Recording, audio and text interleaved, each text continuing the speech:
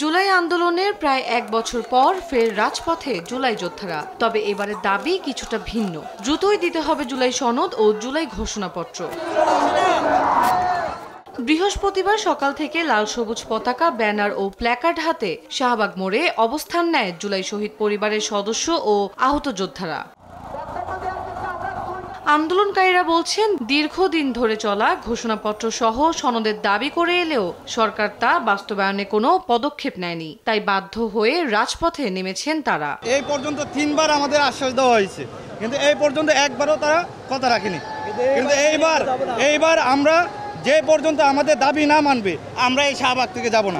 প্রত্যেকটা সেক্টরে আমাদেরকে যা যা দিবে বলছে, আজ পর্যন্ত শুধু এভাবে ঝুলিয়ে রাখছে, হাতে দেওয়া হচ্ছে না। সরকার যা বলেছে যে আমাদের ন্যায্যটা আমাদের বুঝিয়ে দিবে, আমাদের জুলাই সনদ এবং জুলাই ঘোষণা আর আমাদের সুচিকিৎসাটা, আমাদের এই 3টা দাবি। আর একটা দাবি হলো যে আমাদের জুলাই সনদ যেই ঘোষণাটা দিবে ওটা মেন সংবিধানে যুক্ত থাকতে হবে।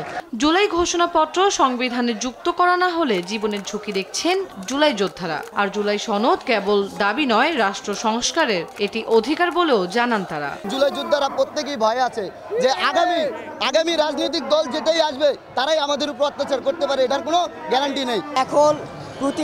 এখন বর্তমানে প্রেক্ষাপটে সরকারের যে অবস্থা, এখন কেউ সেফ না।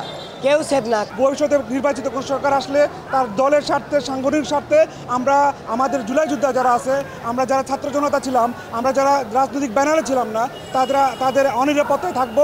দাবি আদায় না হওয়া পর্যন্ত কর্মসূচি চালিয়ে যাওয়ার হুঁশিয়ারিও দেন আন্দোলনকারীরা।